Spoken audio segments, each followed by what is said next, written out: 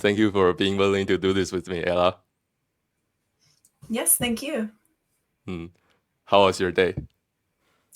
Pretty good. Yeah, just finishing up the day and meeting with you. What have you eaten today? Today, I've actually had quite a bit of milk. It's a warmer climate where I am. So I feel like I drink more milk and eat less meat during the summer. So I've had some raw beef as well as raw milk and raw honey. So just these three things? Yeah, pretty much. Just like a bunch of milk in the morning and for lunch, and then for dinner I had some beef, and I just had just the beef by itself, and I also had some strawberries. Okay. Do you know how to slunk an egg? Yes. Oh, how full are you? I want to see you do that. Okay, sure. Oh, nice. Like, yeah, the kind of just drinking it right in a glass, or the kind where you poke a little hole in it and then you drink from the other end. Yeah, I was talking about the teeth hitting one. Oh, yes. I've never actually tried hitting it on a teeth. I've done it before using like the little push pins you push into there. I can try doing it on my teeth, but maybe I'll end up getting egg on myself. Okay. Well, then let's skip that for now, I guess. I don't Hmm. I'm down to teach you if you want. Okay. Let's see. Would you like to learn it now? Sure. Okay, let's go. I have some eggs Okay. right here with me. Okay, I'll go grab Okay, an egg then. for sure.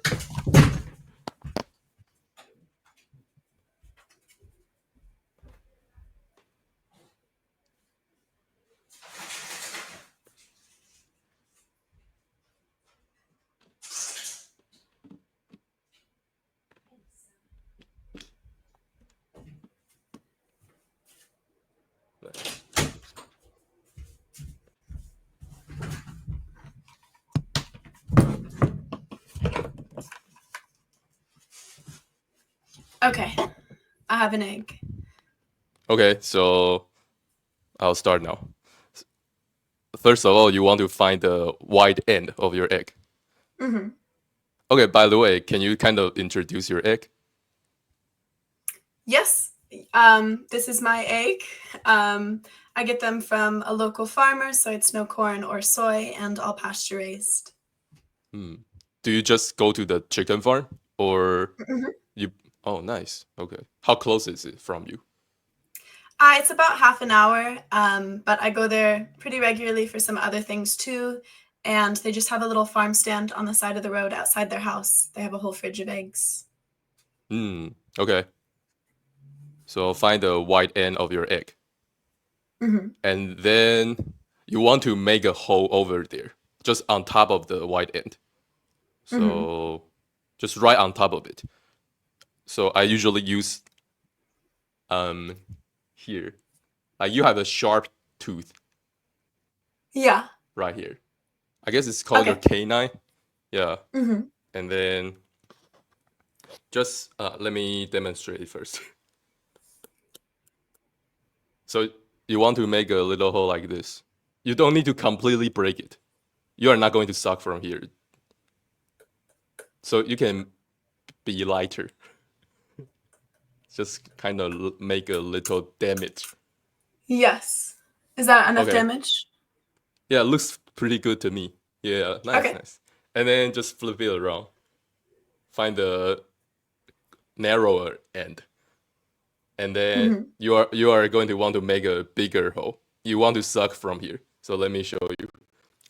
So for this hole, you can use multiple teeth. You want to make a Mm-hmm. bigger like opening. Yeah.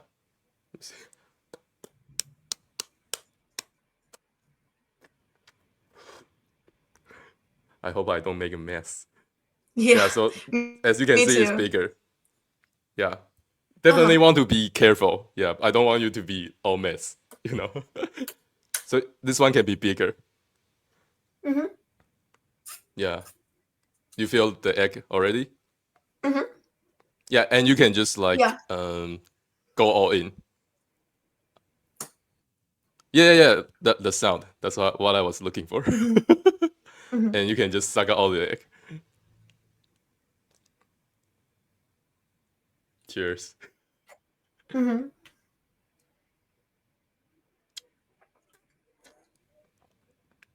Looks like you're doing well so far.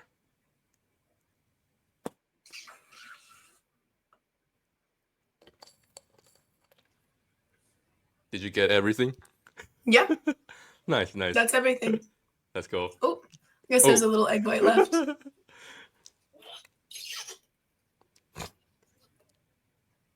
I was a little surprised you didn't do this before.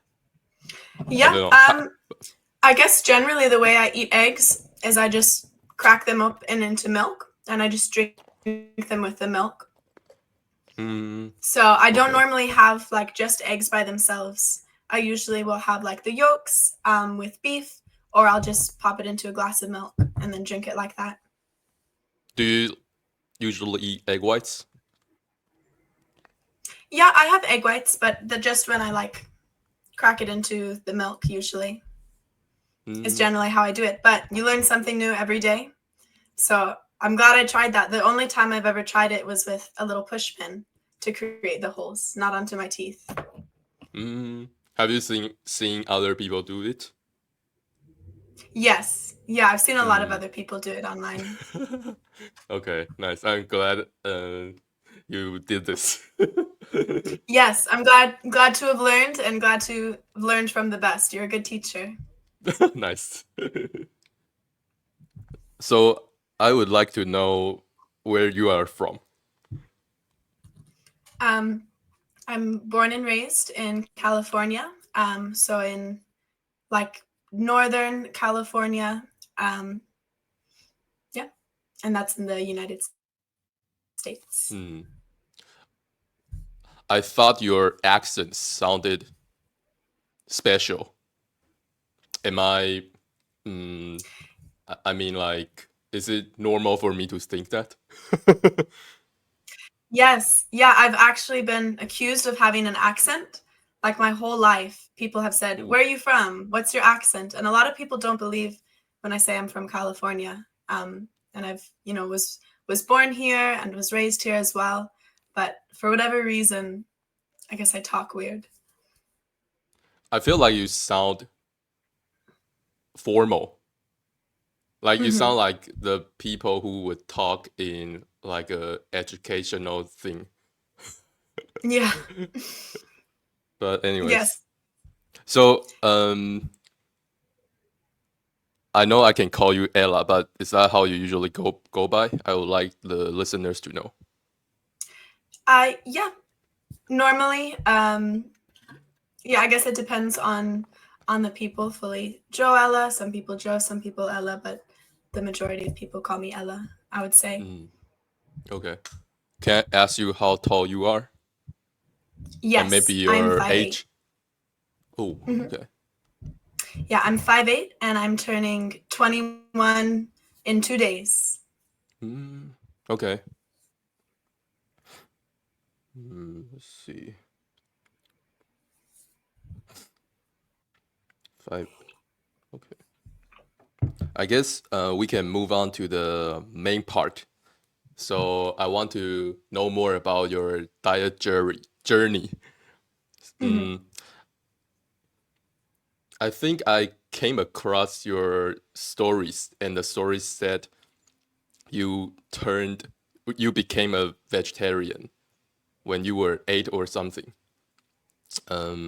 Let's first find out what you were eating in your childhood. So, yeah, can you just talk a little bit about that? Well, in my younger childhood, my mother always loved to cook a lot. So we were always having fresh soup. Usually we're having like either soup or potatoes with chicken or turkey. And at 8 years old, I became vegetarian after getting exposure to videos of factory farming, so like conventional farming practices. And from there, I refused to eat meat, and my mother started refusing to make me meals. Mhm. Mm, sounds like you were eating pretty healthily before you went vegetarian. Mhm. Would you say so? Yes. A lot of homemade whole food. Yes. Yeah, like Ooh, all homemade whole food. My mom was very against, like, we wouldn't even go to the grocery store to get cookies. If you wanted cookies, you had to make it at home. And like, if what? we wanted something sweet, she would give us a lemon and put a little bit of sugar on it. And that was like our sweet treat growing up. Um, how would you rate your childhood diet before you went vegetarian? From your perspective now. I would say like an 8 out of 10. I would say it was very good. Definitely now I prefer to eat foods raw, and that would like boost it a lot. But my mom always cooked with animal fats. She was like pretty new to the anti-seed oil. She had gotten that from my grandfather. Um, he hated seed oils for whatever reason. It instinctually felt wrong to him. And we didn't often have sugar, so I'd say it was pretty good. And it was primarily like animal based. Like a lot of our meals, every meal we'd have with a big glass of milk. It'd be better if it was raw milk, but it was all pasture raised milk, whole milk. So that was good. Nice, nice. That's very surprising. Mm. Mm-hmm. So, what did you? For me, I think mm, when I grew up, I was just eating normally. So I would get the idea of eating too much meat is bad, or you need to eat vegetables. Did you have those ideas growing up? My mother would make cooked spinach, and that was pretty much the vegetable we regularly had, with the exception of potatoes. Um, and I hated eating the cooked spinach, so that was like the one thing that was, I think, suboptimal about the diet. Was pretty much every night, every evening, we'd have some cooked spinach. Um, and now I also don't think like potatoes are the best, but I think those, are better than spinach. But overall, I would say my diet was very well and very good. Did people tell you you need to eat vegetables? Because I guess if people didn't give you that kind of idea, you would follow your instincts more. Yeah, I mean, I definitely knew that vegetables were good. My grandmother, she was always into the health fads as well. So like she would make us like black bean brownies, like brownies with the black bean base, um, and stuff like that. And she talked about, veggies are good, but the majority of the vegetables we would get would be from soup. So they would have some carrots in it, and onion and celery. What about meat? Did you feel like you can eat a lot of meat? No, I didn't feel like that. Like as a little girl, we always had meat with pretty much every meal except for breakfast. Breakfast was normally just like fruit and a glass of milk. Hmm. So sounds like um, one bigger problem of your childhood diet was just that you were eating more vegetables than you would like. Yes, yeah. And but that didn't happen so much until I became vegetarian. Mm, okay, let's see. So you didn't eat a lot of junk food growing up, No. but I guess a lot of people around you would be doing that. So was it hard to be different? I remember like going to elementary school and my friends would have like gushers, those little candy snacks, and my mom would just give me like an apple. So I remember wishing like, oh, I wish I was able to have gushers. I wish I was able to have M&Ms, but instead I would just always get like a salami sandwich with an apple, while a lot of my friends got candies. But yeah, so it bothered me some, but it wasn't like it didn't really make me feel different because I still was able to like eat some of that stuff at school. Like I'd ask a friend for a candy and then I'd get a candy. So it wasn't that I like never ate it.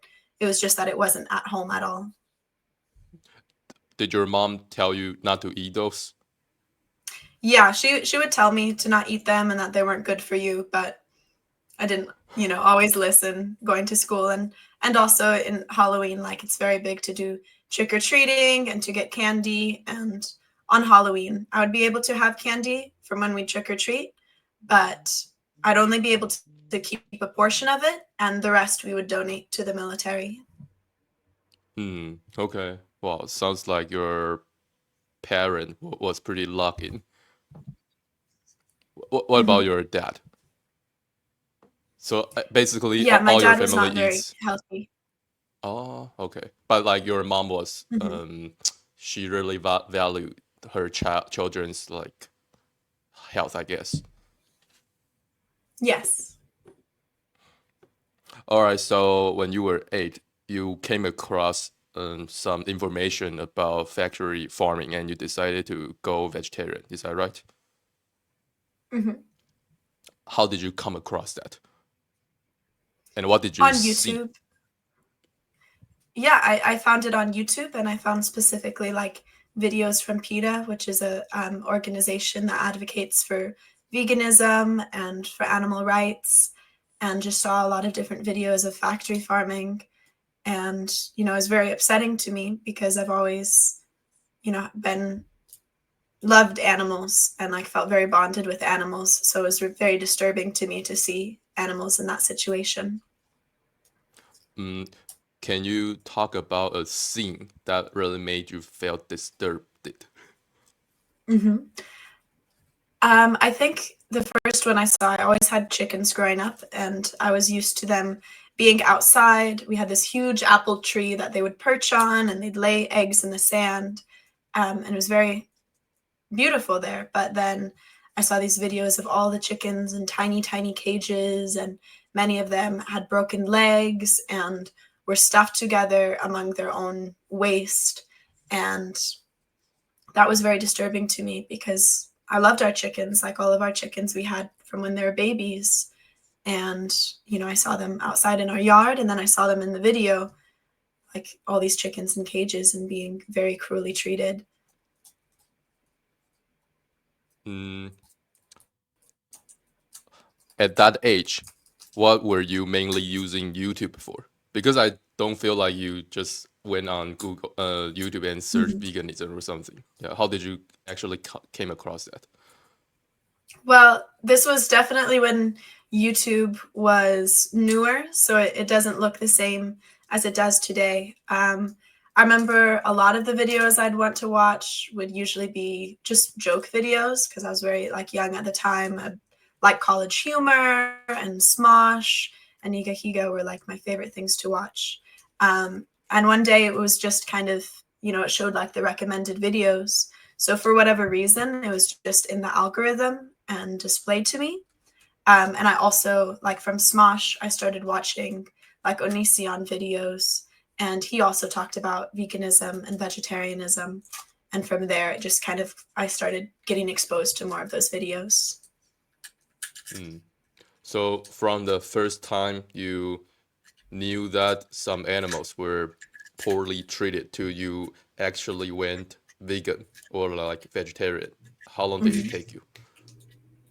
Not very long at all. I pretty much like immediately talked to my mom about it, and then we were having like chicken for dinner, and it was just conventional chicken, and I was like, I don't want to eat this chicken. And she was very upset with me. She says, okay, if you don't want to eat this chicken, like we're going to go outside and we're going to kill one of the chickens out there, and then you can eat that chicken if you think this farming is so bad. But then, being a child and being bonded to those chickens, and we like slaughter had never been something I had been exposed to prior to this. Of course, I was not interested in that.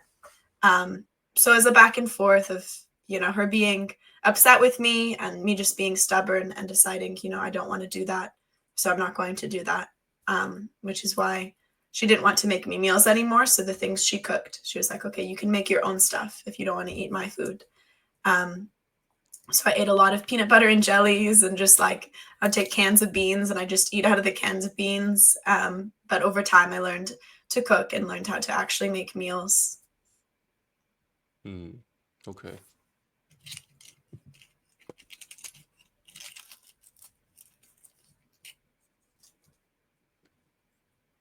Hmm.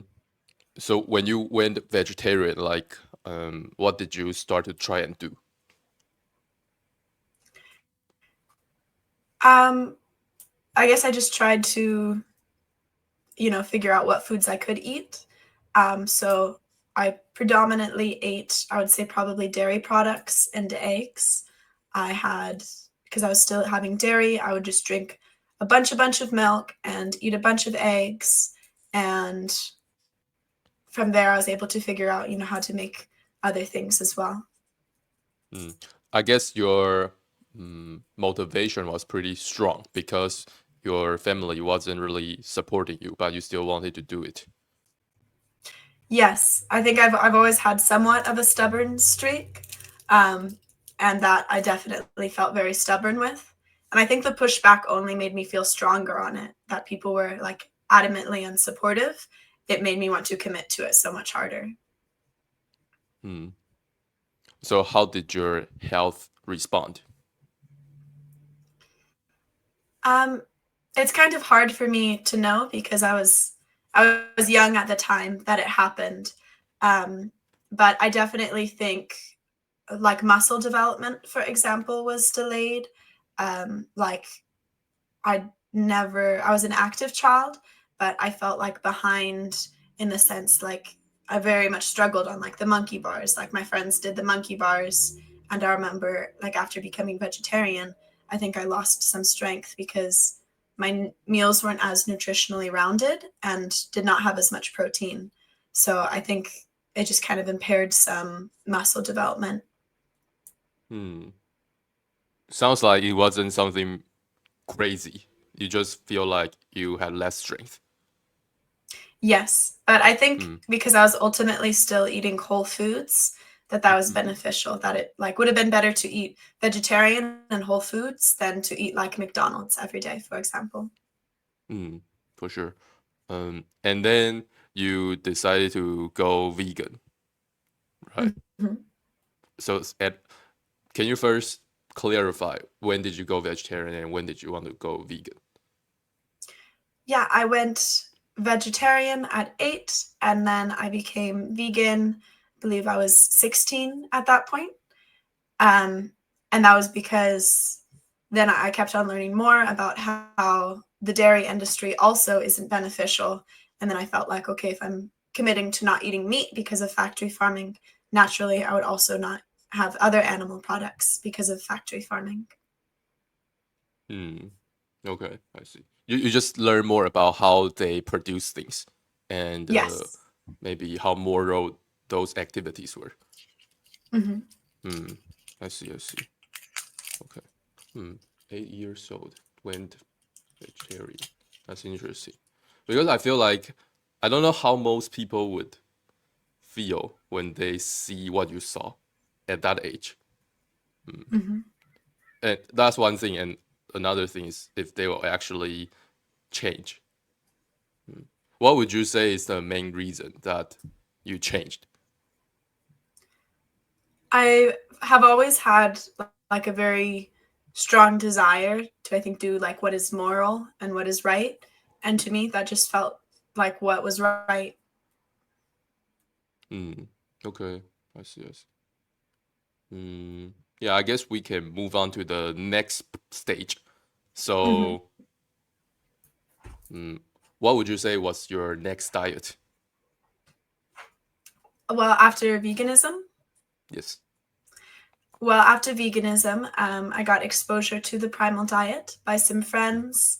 And at the time, I was struggling with a variety of different health issues. I had like gout flare ups in my foot, on my specifically my left foot, that would make it painful to walk, which is interesting because they tell you gout is usually caused by too much fat or too much sugar. But I was already seed oil free, I was already sugar free, whole foods, plant based vegan, and I was having gout flare ups. I was having very bad PCOS symptoms, so very painful periods, as well as acne, and excess testosterone, and also just didn't have a great mental health. And I met these women and they told me about the Primal diet, and I stayed with them for a period of time. and they were able to pretty quickly get me onto raw milk and raw eggs, because I knew that they had, ethical farming practices for those. But raw meat was a bit of a transition to me, not because I thought raw meat was gross, not because I thought it was unsanitary, but because it was a moral quandary for me at this point, having gone so long without eating meat, to think, am I going to require my food to be taking a life? Hmm. So you met some actual people that told you about primal diet? Yes. How did you meet them? I met them through a friend. She also occasionally ate raw meat, but she introduced me to them, and they invited me over to their house for some tea, and then just told me about their lives and talked about that quite a bit. So as a vegan, you had a friend that ate raw meat. Yes. That's cool. So how did you Mhm. know that person? The friend I met because I worked for her.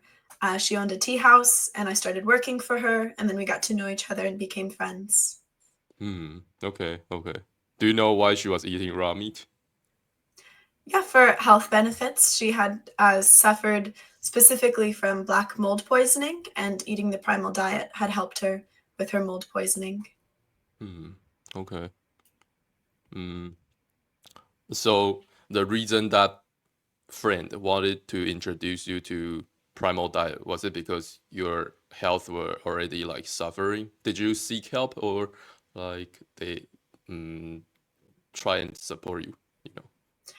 Yeah, I wasn't necessarily initially seeking help. I didn't know them very well, but they are very passionate, and follow a lot of health practices from Aajonus. And it's something that, they share with people. And we had already talked about, conspiracy theories and some things like that. And they're like, what you really need to learn about is raw meat. And then later, after I talked to them about that, I confided in them about some of the health issues I had experienced, and they sort of doubled down and were like, okay, you really need raw meat then. Like, they didn't know that I had these health problems before they told me about it, and then they told me exactly what I should do for my health problems within the primal diet. When you went plant-based, did you think it was Mhm. going to be healthy? When I first became plant-based, that wasn't really a thought. I didn't really think at 8 that it was going to be better for my health or anything, because it wasn't health motivated. When I became vegan, I was under the impression that it would be healthier. Um, but then once I started having raw dairy and raw eggs, I noticed, some health improvements that made me want to keep on going down the path of primal. Mm. So you mentioned you got gout, PCOS, acne, or some mental health issues. Would you say Mhm. you started to develop those after you went vegan? Yes. Interesting. Okay. So I guess when you were still a vegetarian, you were still eating a decent amount of animal products. Yes. And I think part of it too has to do with just where I was at puberty wise as well. So I think that was Mm, partially a trigger of it, and then partially then the elimination of other animal products. okay. Let's see.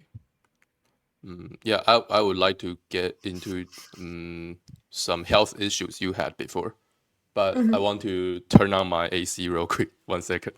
Yeah, no problem.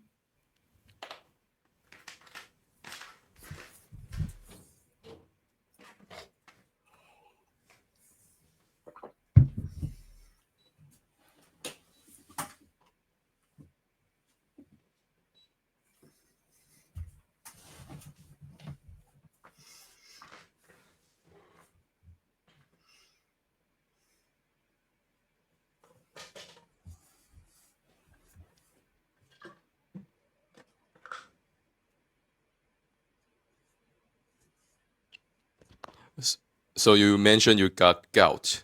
Hmm. I'm not too familiar with how that feels. So can you kind of talk about that so people know how painful you were feeling?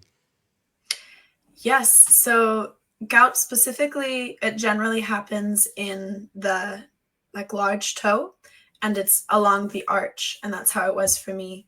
And it's like acid buildup that makes it very painful to walk. So for me, especially during times of stress, it flared up. Generally, people say gout happens from eating too much sugar and it comes from eating too much fat. But at the time I started experiencing gout symptoms, I was not eating refined sugar and I was eating plant-based and I was eating minimal fats.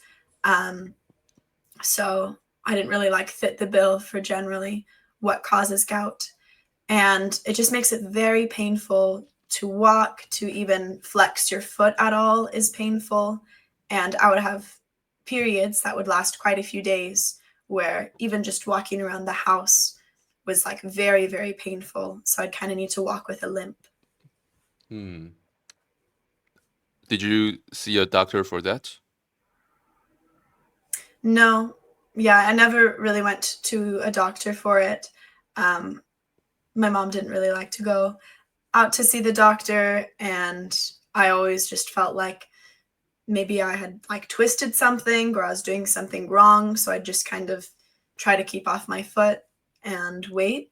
I never went to a doctor about it, but I met with a friend who was formerly EMT. And then she just kind of like checked me out and like listed to my symptoms. And that's when I found out that it had been gout. Hmm. Sounds like your mom doesn't really trust doctors. Yes. Hmm. Interesting.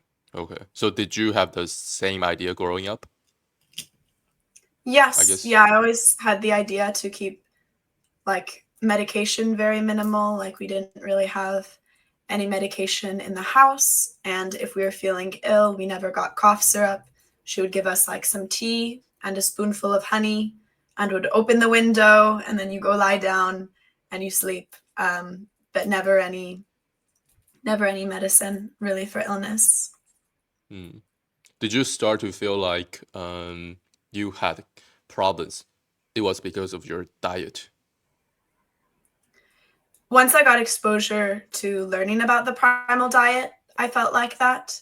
Hmm. But previously, I kind of felt like at a loss because I was doing everything that is, supposedly healthy. So I felt like it could be stress related or I wasn't really sure, or I thought that, this is just normal and like everybody feels like this. Everybody has these sorts of problems with their body. I see. So gout made it hard for you to move. Sounds like. Yes. Yeah, Hmm. it wasn't an everyday thing, but I would have flare ups where for a few days, every few weeks, it would be very painful to walk. Okay. And what about PCOS? Can you talk a little bit about how you were feeling when it comes to that? Yeah, so that stands for polycystic ovarian syndrome. And it happens because of having excess androgens. And there's a lot of different symptoms that it can manifest as. Most women experience excess weight, excess hair on the chin or the chest, acne, as well as extremely painful periods. And I just had like all of the symptoms. I had a very sluggish digestion as well. Like I would have bowel movements maybe 3 to 4 times per month on average. So very infrequently. Um, and, just overall, my when I was bleeding during my menstrual cycle, it would be very debilitating and very difficult. Hmm. So it hurt a lot. Yes, I wouldn't be able Hmm. to sleep for the first 3 days because it would be so painful that it would keep me up all night. And it was just like, you couldn't do anything. Hmm. So you also mentioned you had some mental health issues. I feel like those things can definitely contribute. Like gout and PCOS, they can definitely make you feel bad, right? You feel Yes. painful Hmm. all the time. Hmm. Hmm. Okay. So I guess you would have this feeling that, oh, why am I always feeling pain? Yes. Hmm. Okay. And Was your acne bad? Yes, yeah, it was bad, and this was one thing my mother did that I suppose didn't make too much sense because, I was very depressed, and was actually suicidal for a point, and spent some time in hospitals for that. And my mom, she decided that she thought it was because I had acne, so she says, "Okay, you're going to go on Accutane." And Mm. Accutane gave me very horrible symptoms. I went on Accutane at 15 years old, and all of the skin on my body, it turned red and started flaking off. I lost about half the hair that I have now, and I started getting severely dehydrated, very, very bad dehydration headaches. And my mom had never been pro doctor or pro medication really before that. Um, but I think that she just figured that, I was sad because I felt like unattractive. So she was like, okay, just go on Accutane and then you'll feel better. Um, but that did not help. and, and it didn't really, it took away my acne, I would say, for a few months. But then by the end of it, I had acne again. Hmm. I wonder why your mom didn't want you to change your diet or something. Yeah. I guess for you Yeah. guys, mm, you just kind of knew diet was important, but it's not that strong. Yeah, I think at this point too, she figured that I was very stubborn with diet, that I wouldn't want to start eating meat again because I hadn't eaten meat for so long. And I think it was probably just like a blind spot for her. She didn't really think about it, because she never recommended for me to change my diet during this time. I see. Okay. Uh, did you like the taste of meat? Growing up, yes. Okay. So props to you for being able to go like vegetarian or something. Yeah, I definitely it was different because at this time too, it wasn't so popular to have, veggie burgers or alternative meat options. So a lot of times I'd go to a friend's birthday party or go to a school event and I would just not eat, or I'd just eat bunches of bread. Like at a barbecue, everybody's got a hamburger and I would just eat the bun. Hmm. Was it hard to hang out with others as a plant-based dieter? Did people laugh at No, you or something? no, nobody ever. My sister made fun of me for it, but beyond that, you know, other kids would ask me questions about it. But I don't really remember any kids my age being particularly judgmental about it. Hmm.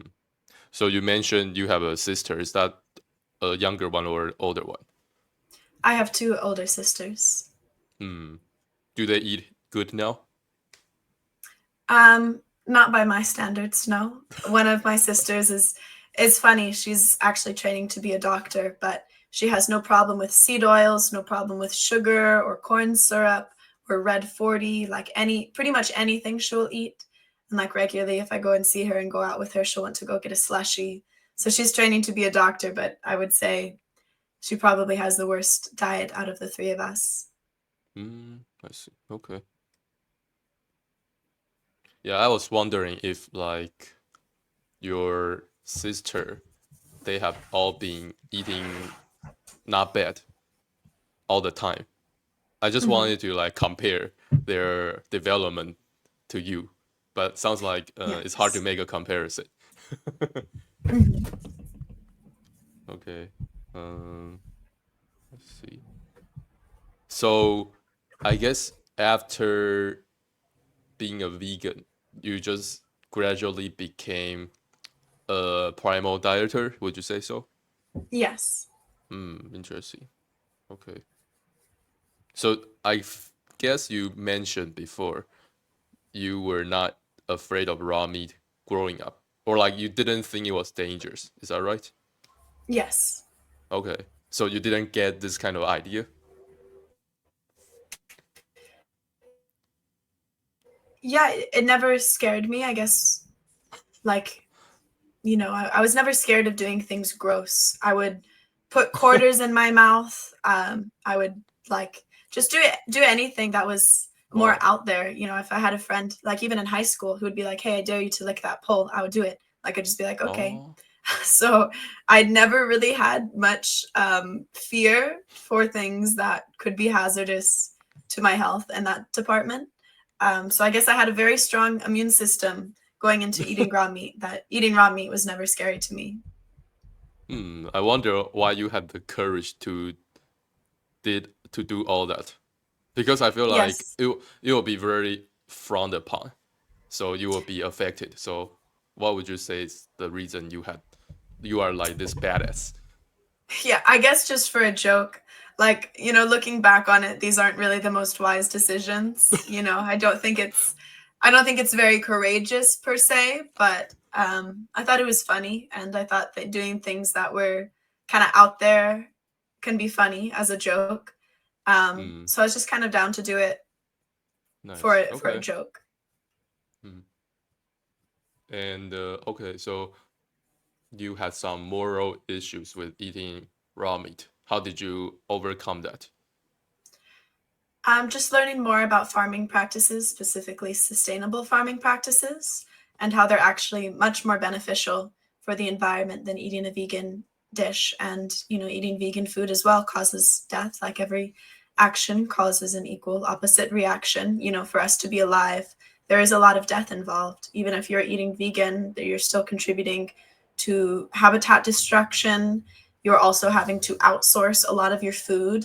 You're not able to eat locally as much as you are on a plant-based diet, and you're not, or on an animal-based diet, and you're not able to support smaller farmers and more sustainable practices. So it just kind of came to, I guess, like the lesser of two evils. And then I had the opportunity to live and work on a goat farm, and they raised goats for not only milk but meat, and I had the opportunity to partake in the slaughter and to have that experience. And from there I kind of like made peace with the fact that this is life and this is death, and this is a better way for humans to live than just eating a bunch of beans that have been shipped from god knows where who knows what those farming practices are, and to be able to keep things local.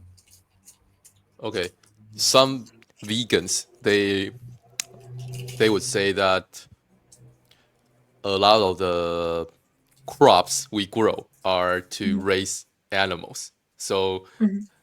like basically I'm trying to say that some vegans they are not going to agree with what you said. So Yes. what would you say back if you have any thoughts? Yeah. Well, I would say a big part of my diet is eating grass-fed beef, and that grass is right where the cows are. They're not having to outsource. They're not growing corn or wheat that they're then going and feeding to these cows. I mean, they do get some hay as well, but predominantly just eating the grass that they're raised upon. And that is a lot more local, and that's a lot more sustainable. And it is actually, the grazing process is beneficial for the environment as well. Okay. Mm, so after you started to eat more raw animal products, how did your health improve? The first thing I noticed was a decrease in my headaches. And I also started having more improved mental health.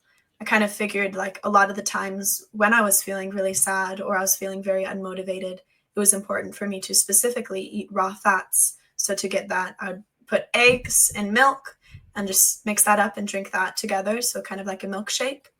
And having that was very beneficial. I also started, my period started getting much better. And it's now at the point where instead of being 7 days long, it's 5 days long. Instead of being extremely painful, it definitely is uncomfortable. Um, a decrease in acne. I also started losing weight, which was interesting because beforehand I, was like counting macros and counting calories. But then when I just kind of let all of that go and ate what I wanted within the Primal diet and was not tracking how much protein, how much fat, how much anything I was getting, I started to lose weight and I started to feel better. Hmm. Um, can you talk more about the mental health part? So Yes. just kind of talk about how you would usually feel before. and how you usually feel now? So for a while, like as I mentioned, I had struggled with suicidal thoughts and suicidal attempts. And that was something that was on my mind a lot. It was something that felt, very triggering to me as well. Like even going to prepare a meal and like cutting up potatoes, it would like freak me out, like being around knives, and would cause me to feel a lot of fear and a lot of upset within myself. Um, and it was just, I think, a lot of dysregulation because of different emotional traumas, and my body wasn't able to process them as much without the proper nutrients. So incorporating with the raw fats really helped to just like calm me down, to make me feel more stable and better in my nervous system. um, so I wouldn't need to feel these same like freakouts and these same panics that could be caused by, virtually anything from like burning a piece of toast to then being like, oh my God, I burned the piece of toast. Like, what am I going to do now?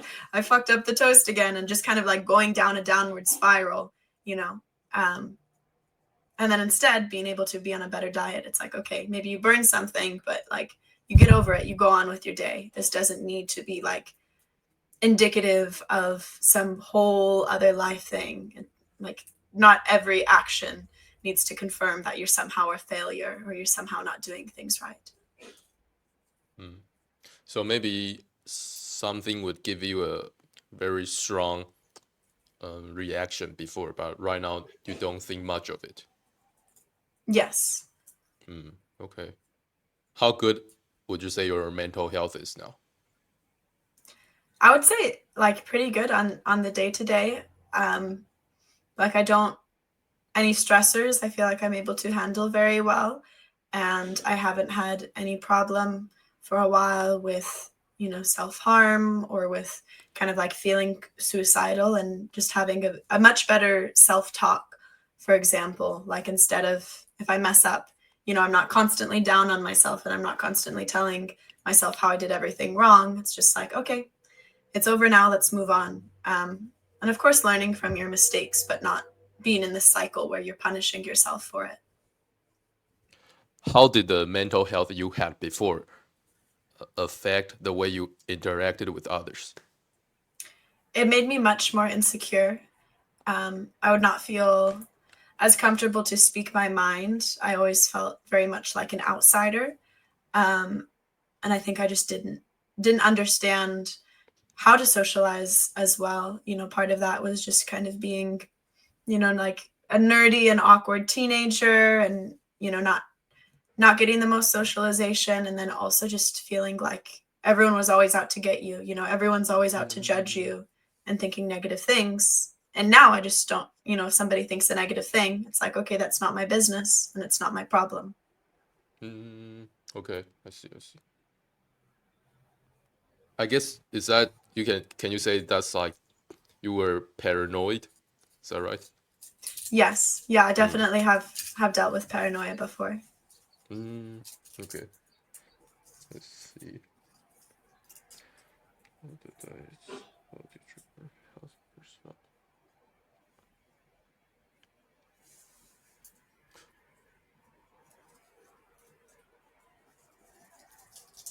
What do people around you think about your? So I guess when you went plant-based, your mom was not very like happy, but other Mhm. people were pretty okay. And what about when you started to eat more raw food? I would say it's been majority positive reactions. Both my sisters don't think it's the healthiest thing. My eldest sister um, is not very for it, and she has voiced concerns. But my other sister, the one who's training to be a doctor, is just like, yeah, I don't know, I wouldn't want to do that. So she's not very, very strong about it. And pretty much all of my friends have been supportive as well, and other family members, it's encouraged them to try it as well. Just like a little bit of raw meat here and there, having raw milk. So I'd say the in my personal life, the majority of people have been supportive.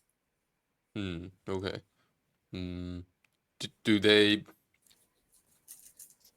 Do they see your health improvements? Because I feel like some people don't Mhm. see that. So Yeah. I wonder what they think about this. Yes. Well, I would say I definitely hear about it more from friends than family. Like, I don't live too close to my family, so I don't see them very often. Um, but I was just over the last weekend, I was seeing them, and they told me, they thought I was looking good and seemed to be doing good and whatnot, but they didn't like specifically say, I think this is because you're eating ground meat. However, I have had friends who have told me, like specifically some of my friends who I've told more about my health journey and talked to them more about, they definitely have seen the improvement in my physical appearance. And then also Mm, just like kind of my emotional well being and the way I feel more comfortable with myself now. I feel like that should be pretty noticeable. Yes. The way you feel and the way you look. Hmm. Mm, let's see. So, um, oh, you mentioned you don't really hang out with your family a lot. What do you guys Hmm. do when you are like eating together? Um, I just kind of make my own thing. Like, I go into the kitchen and I prepare what I'm going to eat. Like when I had been visiting them over for 4th of July, I was eating a lot of raw chicken. I had like raw chicken with some raw cheese and raw pickles. And, I sat down with them and they're eating burgers or they're eating tacos or they're eating anything like that.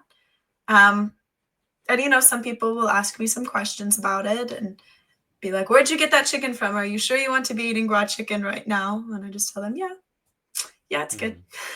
Mm, But it encouraged some of them to want to try the raw milk and to want to try the raw cheese. And my aunt said as well, she's like, oh, I think I want to start eating raw chicken now. Like, that seems good. Like, you seem to be doing good from it. And then I won't have to cook so much. And I was like, yeah, that's definitely a good thing. mm, okay. Sounds like the combo you made was delicious. Hmm. Mm, mm, let's see. Okay.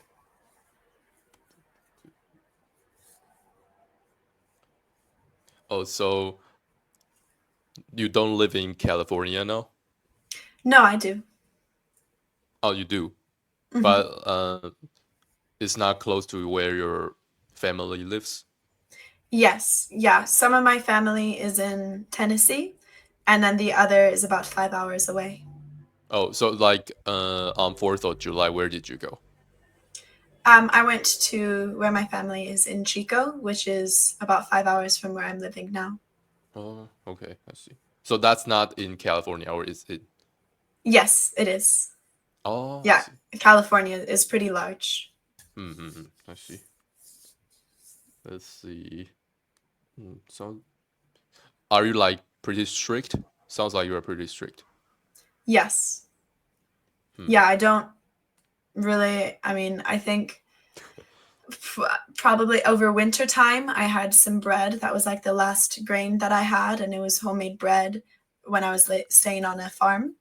Um, and that was kind of like the last alternative thing I ate. And then a little bit after that, I had a friend who made Hungarian goulash, and that includes cooked meat. So I ate that. Um, so I'd say on occasion, I will eat cooked foods that are homemade, like from friends or family. But on the day to day, like definitely not. I'm very good about preparing my food and bringing my food with me if I'm going somewhere. Hmm. So if you need to go to a restaurant with your family, you would just prepare your own food. Yes, yeah, and that's what I Hmm. did while I was there. I went to a restaurant like twice, and each time I just, made brought a little mason jar of my food, and they all sat down and ordered, and then I ate from my mason jar. Interesting. Hmm. Do you think you look noticeably better than your family? I would say yes. I would say probably. I mean, if you put me like, but they're all different ages, so I think it can be harder to tell. Like, a lot of my family is significantly older than me, so it's not necessarily a fair comparison. But if you were to compare perhaps me at 40 to them at 40, then it would be a different story. Okay. I can Mm-hmm. imagine that. Because Mm-hmm. most people at 40 probably don't look that good. Yes. Yeah. So I'll be back in 20 years and then you can tell me how good I look for 40. Sounds good. Let's see. Nice. You're pretty strict. So, how long would you say you have been eating a more locked-in diet now? So when I say more locked-in, it's like just make, I guess, mostly raw animal products and no like junk food, I guess. I guess. Yeah. So I first started eating raw animal products 2 years ago. And I would say at that point, it became 60% of my diet. So it was the majority. But I would still have soups and I would still have salads at times, which like vegetables aren't really included with the primal diet, even if they're raw vegetables per se. And it's really been with the new year that, I reread Aajonus's books. And then I really was like, you know what, I don't really have this desire to be eating, salads more regularly or eating any of that stuff. So I'd say it was over half of my diet for the last 2 years. And now it is like 99% of my diet, with every now and then, like I have had with friends, a homemade meal. Hmm. Okay. Let's see. Mhm. So you mentioned you read Arjun's books. Uh, Mhm. did you read We Want to Live? Yes, We Want to Live and his recipe book as well. Hmm. Can you give like some, I guess, solid information around the books so people don't need to read them? Yes. I definitely would recommend everyone read them, but the first book, We Want to Live, is predominantly testimonials. It talks about his story with healing his son, who got into a very bad car accident that they actually didn't think he would survive from. And he was hospitalized, and Aajonus was able to kind of hijack the system, and give him raw fats and to give him raw food and raw meat by putting it like under his tongue, originally raw butter and honey, to dissolve and to be absorbed into his system. And his son was able to make a full recovery, was able to go from the point that they thought he would die to then they thought he would be mentally disabled to then they thought he would never walk. And then by the end of it, he's able to walk, he's able to talk, and he just kind of defied all of the doctor's expectations because of the regimen Aajonus implemented. And that's what the story predominantly follows, but it also goes into other testimonials and other experiences that Aajonus has had. Hmm. Okay. Let's see.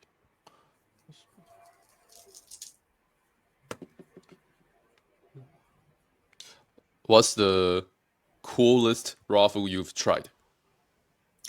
Ooh, it was, I'm blanking on what they're called. It was at a sushi restaurant, and it was urchin. It was the sea urchin, and they brought out raw sea urchin, and I'd never tried raw sea urchin before, or sea urchin cooked or anything. And that was really good. I'm a big fan of seafood. I love oysters in particular.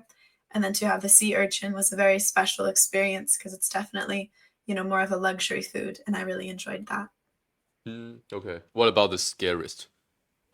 The scariest, um, I guess the scariest by most people's standards, but it was not something I was scared of, was Aajonus in his book. I was still dealing when I first started the primal diet, like strict primal.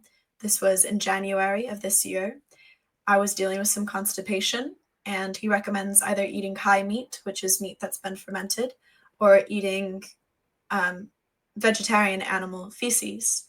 So I was like, okay, I'm living on a cow farm. Like, now's the time. They had cows and they had sheep. So I went out one day and I got some fresh sheep poo and I ate it. And I did that a few times for a few days. And it didn't really scare me because I felt like, this makes sense. But I think that's probably the one that would scare other people the most. Can you say again what Arjuna says when it comes to eating that? Like, what can it help?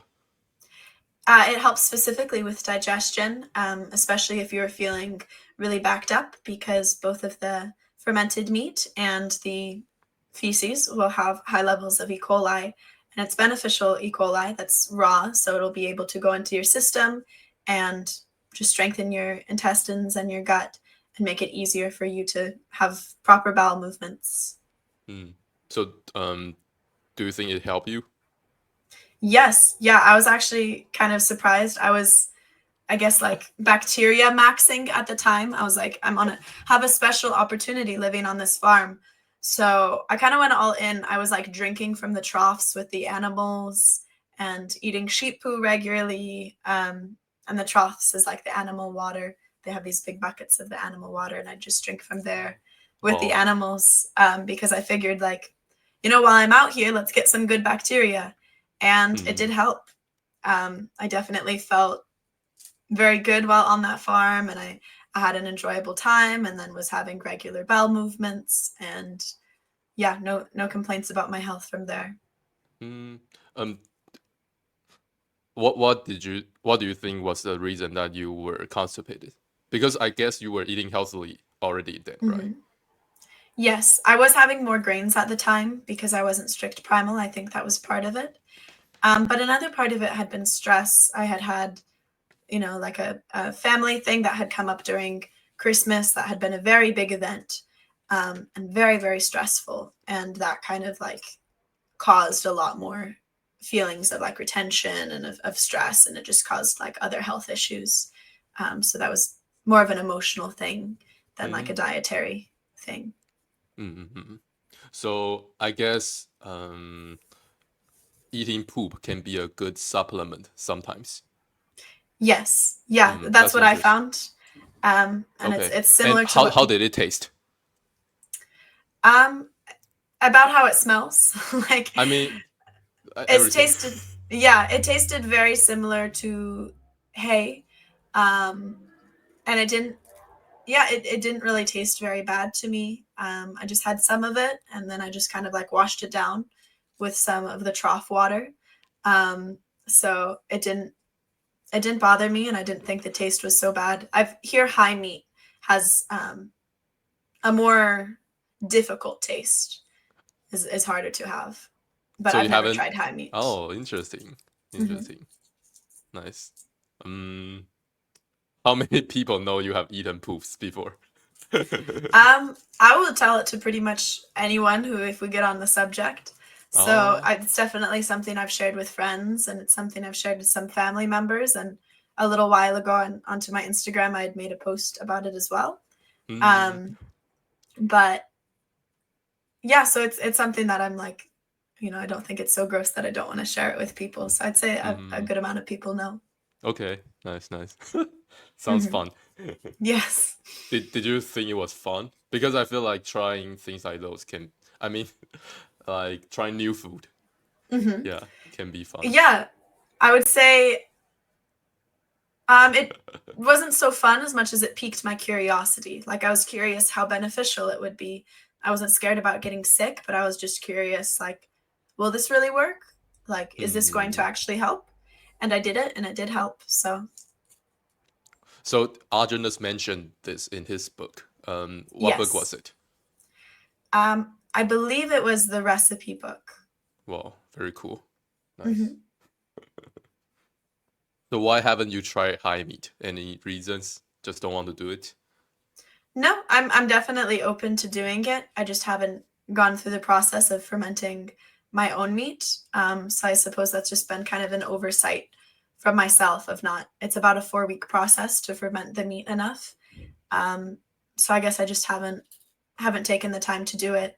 But no reason in particular. I'm not like afraid to try it or anything. Hmm.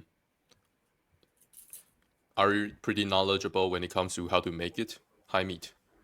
Yes. Yeah, I know how to make it, and Aajonus also goes over that in his books. Can you talk a bit about that for the listeners? Yes.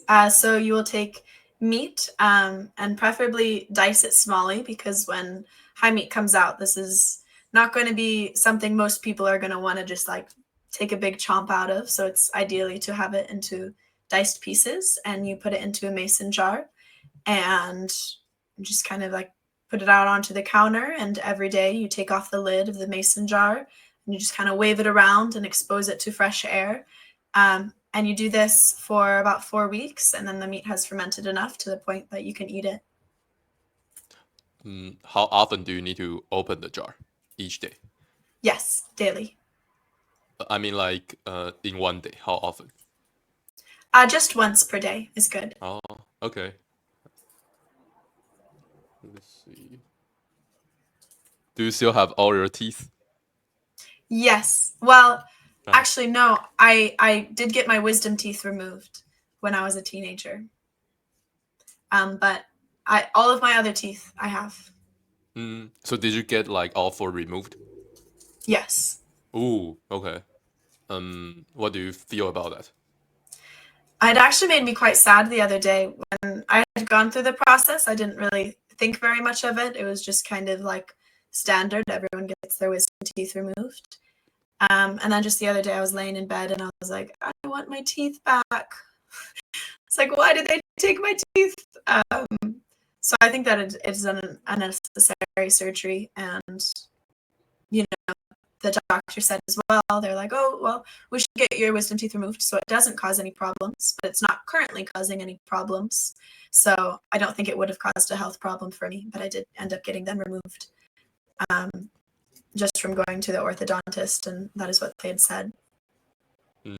Okay, so you weren't really feeling any symptoms. No. Okay, and how like over how long did all four of your teeth get removed? Just in one surgery. They just In one put you under. surgery, they removed four. Yes. Wow. Okay. Oh, that sounds very intense. Yes. And it's very standard in the United States, is pretty much what most people do by the time they're about 15. They get told, okay, time to get your teeth removed. Okay. Do you know how much they get paid for doing that? I have no idea. No. I would expect that they get money from insurance or from wherever, but I definitely think it is an unnecessary and predatory surgery. I agree. Okay. Oh, so had you worn braces before? Yes. Okay. So if you could go back, um, what would you have wanted to do with your teeth? Keep them, just never take them out. But I guess your teeth were crooked. No, when I was a child, I had a bit of a gap between my two front teeth, but I think that's, children's teeth naturally go through different stages of development. So if I were to really redo everything, I would want myself to be raised primally, so then my teeth can grow and my palate can grow the best it can. Weston A. Price talks a lot about this, about raw animal fats in particular being very good for your teeth development. So that would be my ideal world, and then I'd never get my wisdom teeth removed. But in this world, I will be satisfied with eating Primal now. So the reason you wore braces was because there was a gap here. Yeah, just in between these front two teeth. There's Okay, like a so little bit of a overall gap. your teeth weren't really crooked. No, I didn't have any crooked teeth. Oh, okay. I feel sorry for you. The fact that your teeth were taken out. Feel Yeah. like, I guess it's not very necessary. Yeah. I see. Oh,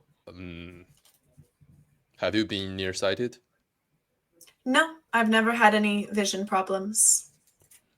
Nice. Do you drink vegetable juice?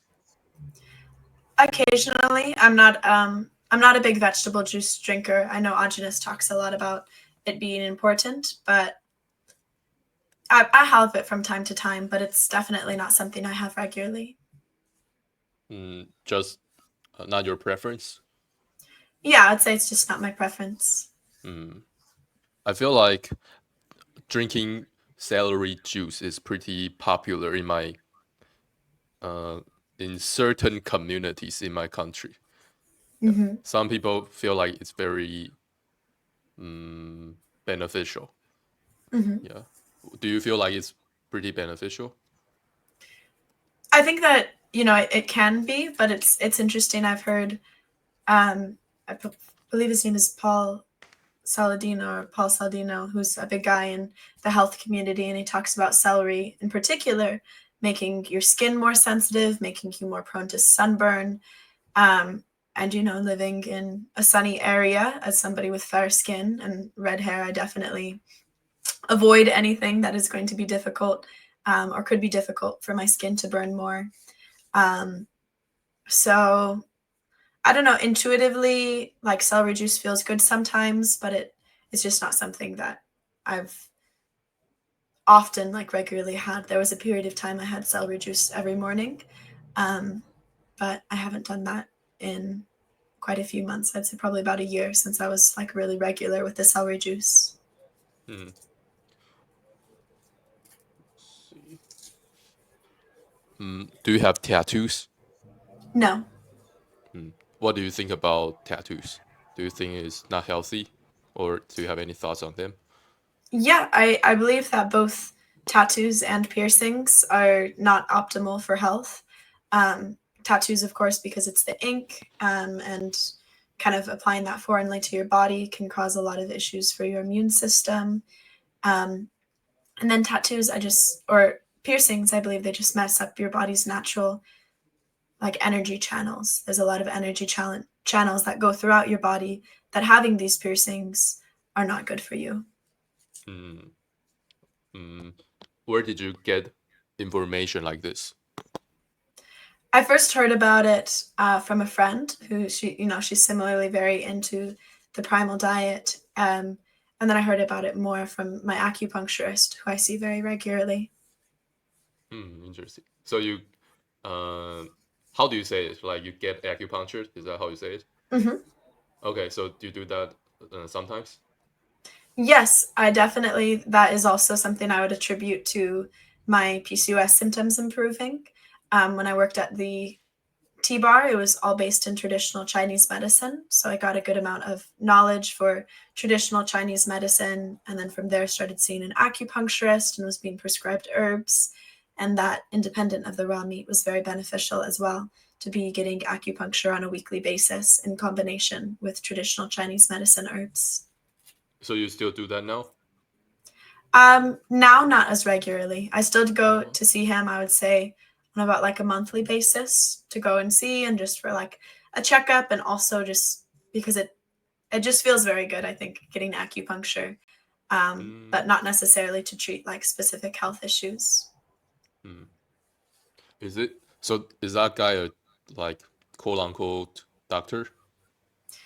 He's a licensed acupuncturist. So, and he is they call it like a practitioner of Chinese medicine. So he's been trained in traditional Chinese medicine. Okay. Is it popular for people to do that? Uh, Somewhat. I'd say as far as like the alternative health community is concerned, it's popular. But if you were to just pull over a random person on the side of the street, I'd say it's likely for them to not know what acupuncture is. Mm-hmm. Okay, I see. I actually started to get acupuncture more recently. So, Hmm. How has that been for you? uh, that's a good question. I kind of admire the doctor, so Hmm. I guess that's the main reason I go there. But when it comes to how I feel, mm, I guess after the treatment, my shoulder feels a little better, but it's not very noticeable. Hmm. Yeah, because they really like to, the doctor likes to talk about how your structure will affect your health.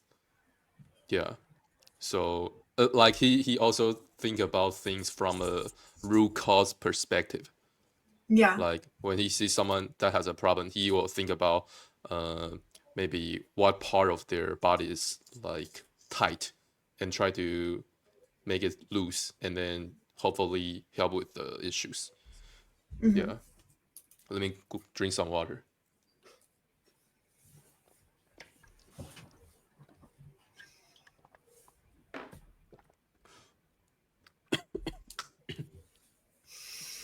I I massage myself pretty often.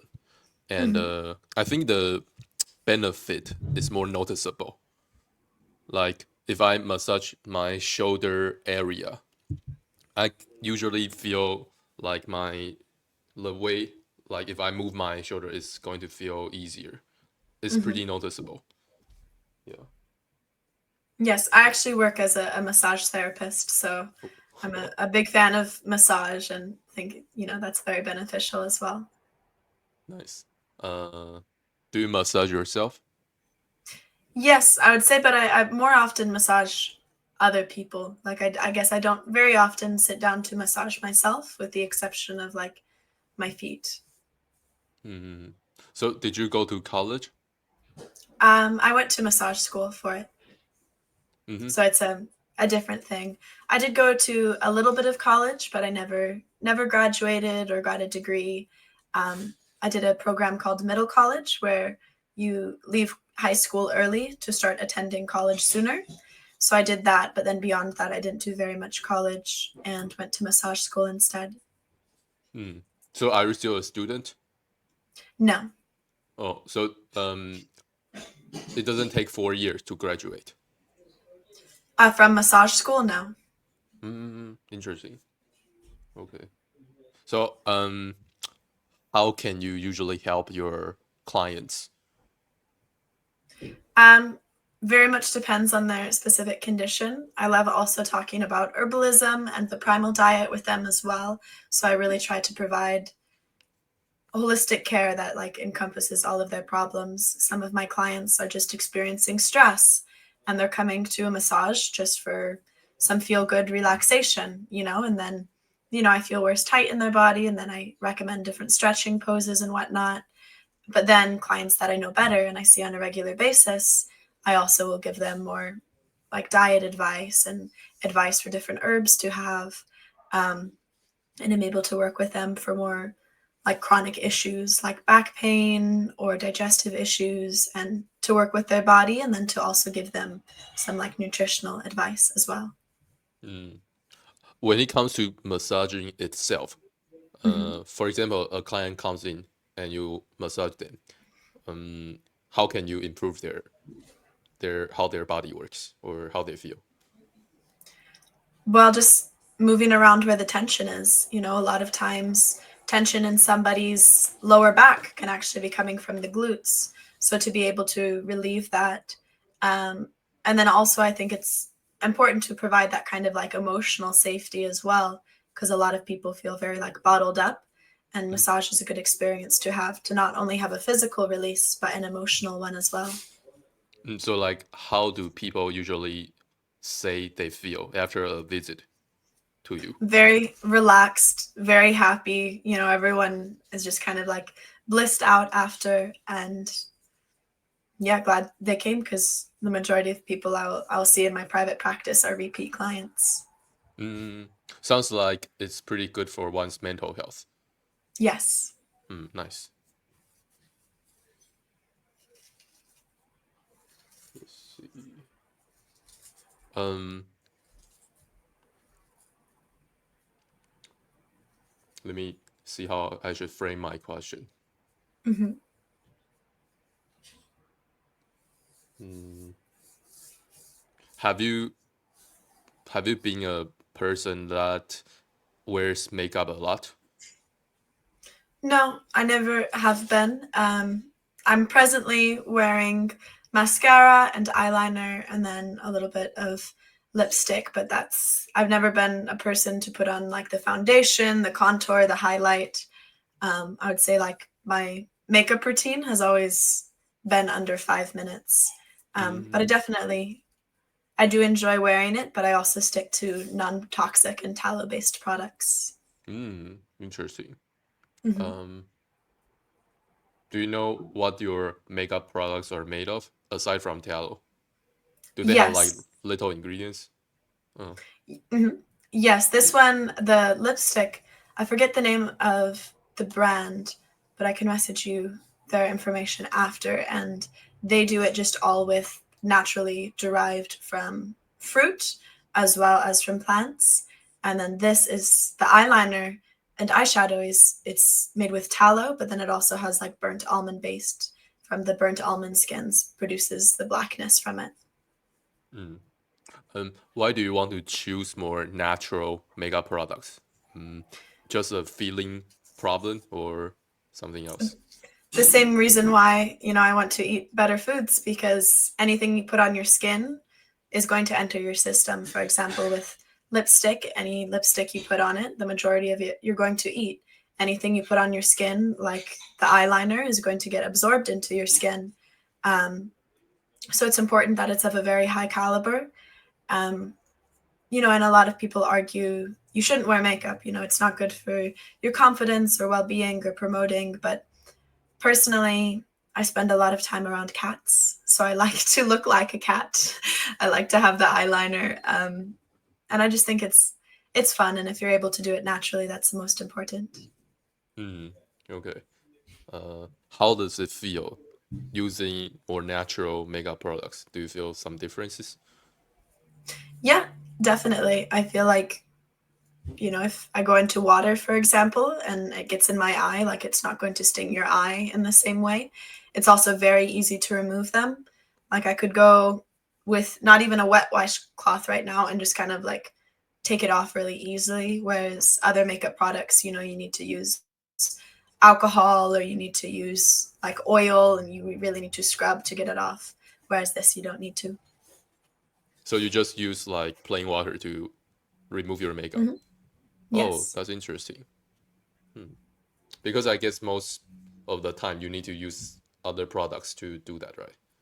Yes. Hmm. Okay. Nice. Oh, um, would you say you wore makeup more before? Because like No. I guess oh, okay, cool. The reason I said that was because maybe your skin was worse, so you wanted to wear makeup more. So that wasn't the case for you. No, like my skin was worse and I didn't necessarily feel good about it, but I didn't put makeup on it either. I guess particularly the time when my skin was very rough, I was just kind of at a point where I was like, I don't care how I look. I didn't put any effort into really how I dressed or any effort really into that. So I'd wear mascara and I'd maybe sometimes wear eyeshadow, but not every day. Um, but I was never wearing foundation or doing anything like that. Hmm. So do you think wearing makeup can be bad? Just talking from the mental health perspective. Yes. Hmm. Yeah, I Yeah. think um, even with something like, as little as mascara, it's important that you can still feel like confident and beautiful without it. So it's not something that you're not like outsourcing your confidence. It's not something that you like need, you know. And then especially with things that once you're getting into like some pretty severe contour and whatnot, it can totally change the way your nose looks or the way your face looks, or with different lip injections or the lipsticks that have like chemical ingredients. They're called like lip pumpers, I believe. That obviously isn't good for your health or your mental health because it's trying to change your face in a way that you don't naturally look like. Hmm. So I guess you are not a fan of like altering your looks too much. Yes. Hmm. But for like when it comes to what you are doing now, mm, you think it's beneficial or it's not I good or think it's bad? just, yeah, I guess I see it as more neutral. Like I don't really see it as beneficial per se in the way that like if I don't wear makeup, there's going to be something I'm losing. Um, but for like my aesthetic preferences, I definitely do think it looks nice on my face to Hmm. have some eyeliner. I think it looks cool. But it's not like an end all be all thing, that it's not something I wear every day or feel like I need to every day. Hmm. Okay. Hmm. Plugging in my computer very quick, it said it was low on battery. Oh, sounds good. Okay. I guess we are like 60% through, you know. Mhm.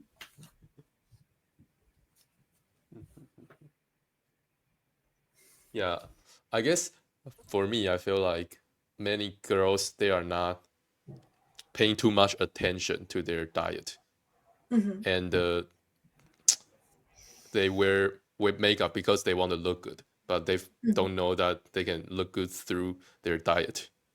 Yeah. Hmm. Mm, do you have any insights on this? Maybe Yeah, you can talk to some girls like that and say something. yeah. I would say definitely like the most important thing if you want to look nice is to feel nice. And you're going to feel your best if you are taking care of yourself your best.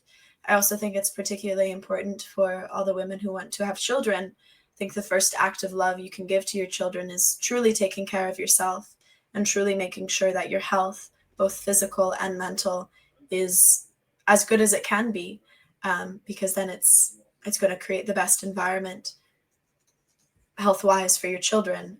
So I would say that that is hopefully a good motivator for women who and men who want to become parents to take care of their health. And also, if you want to look nice for both men and women, you don't need to be going on Ozempic. You don't need to be getting lip fillers. You don't need to be getting a nose job. I think everybody has very unique and beautiful features that if you take care of your health, I don't believe in ugly people. I believe in unhealthy people. Like nobody is ugly, they're just unhealthy. Hmm. Oh, I feel like you're because I watched some of your videos before, and Mhm. I think your outfits are pretty special. So, Mhm. how do you choose your outfits? Yes.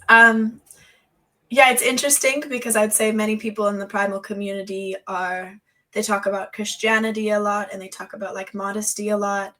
And for me, I like to dress in, whatever feels either comfortable or just like fun. A lot of the time, like in short dresses, for example, it doesn't make me feel like sexy per se. It usually makes me feel more girlish. And I feel like that's, something fun to lean into. So a lot of the time, I just choose my outfits based on comfortability. I'm very for natural fibers. Like today, the shirt I'm wearing is cotton, the skirt I'm wearing is linen.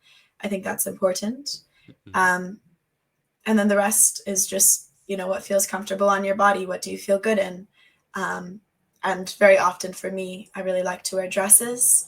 I'd say that's my favorite thing to wear is dresses, and often short dresses. I feel like it's just easier to move around in them, and it also just feels fun for me. Mm. So the main reason is that I guess you just like to do that.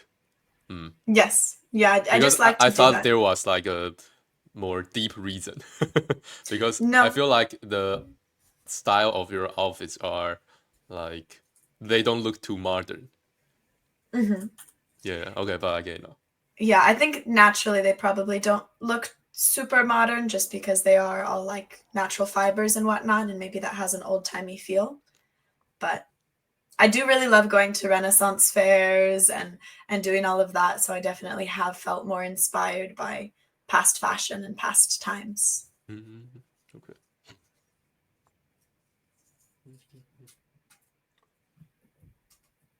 Mm. Do you think um you don't need to answer if you don't want to, but do you Hmm. think um like do you think a girl with a lot of body counts is like bad or something? What's your thought on this topic? Yeah. For this, I don't think that it's bad in the sense that she's like a bad person per se. I think that it's bad for your mental health. I think it's bad for your physical health. I don't think that's something that is really beneficial or soul nurturing, but I don't think that it's something that's like morally damning per se as well. I think a lot of the time it's a symptom of a bad society or bad parenting that has led her to, kind of outsource this feeling. And this is applicable to both men and women. I don't think it's favorable for either of them to be engaging in hookup culture or watching porn, because it devalues connection. And while I personally, I'm not wanting to be having sex out of like a committed relationship. I don't think for some people, if they want to have sex with their friends, like that's okay. I think the most important thing though is that you're very careful with the people you have sex with, that you're only having people inside of you that really truly respect you, and for it to be good in that way. But I don't think that having a high body count means that you're a bad person, but I do think that's a sexual trauma you will need to work through and you will need to acknowledge. Hmm. You mentioned you think it's not good for one's physical health. Can you Mhm. talk more about that?